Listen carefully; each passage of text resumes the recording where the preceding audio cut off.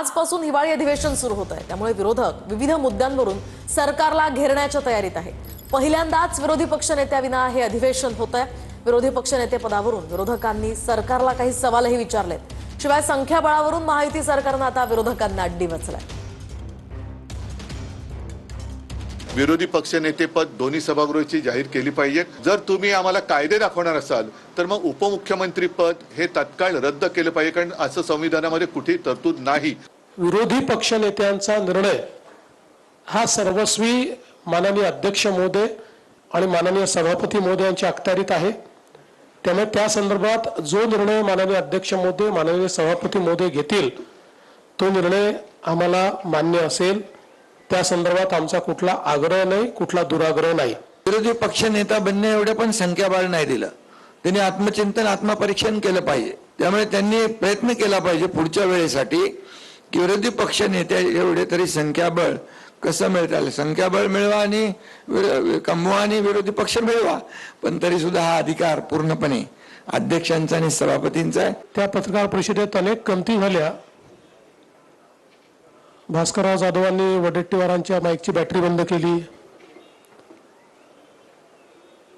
आणि भास्कररावांना नवीन उपरती झाली की काँग्रेस इमानदार होती, सुसंस्कृत होतीच म्हणाले, ते आहे नाही म्हणाले। तुम्ही बघा।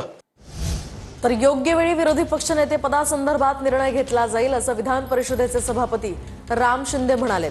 स्वातंत्र्यानंतर सुरू असलेल्या प्रथा आज सुरू असणं अपेक्षित नाहीये असंही वक्तव्य राम शिंदेंनी केलं।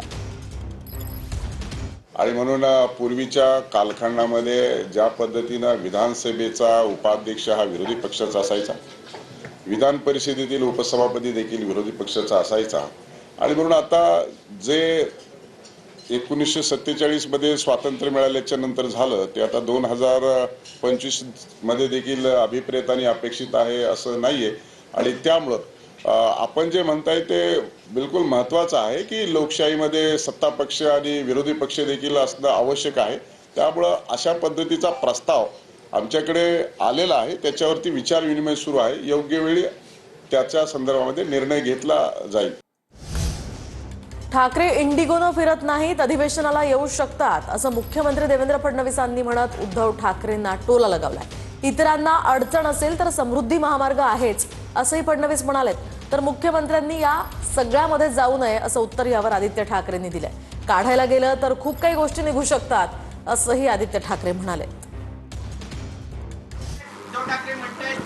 उद्धवजी इंडिगोच्या विमानाने फिरत नाही एवढी माहिती जर तुम्हाला आहे,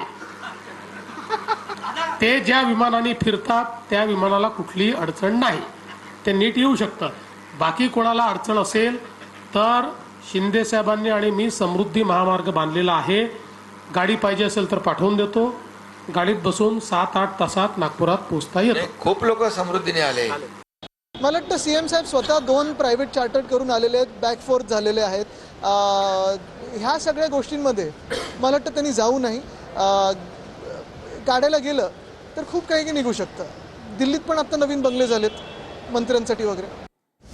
तर अधिवेशनात महायुतीच्या सर्वच मंत्र्यांनी उपस्थित राहावं असं राज्य मंत्रिमंडळाच्या बैठकीत देवेंद्र फडणवीसांनी म्हणत सगळ्या महायुतीच्या मंत्र्यांना सूचना दिल्यात। कमी कालावधीचं हे अधिवेशन असल्यामुळे अधिवेशनात सर्वच मंत्र्यांची उपस्थिती अनिवार्य आहे असंही फडणवीस म्हणाले।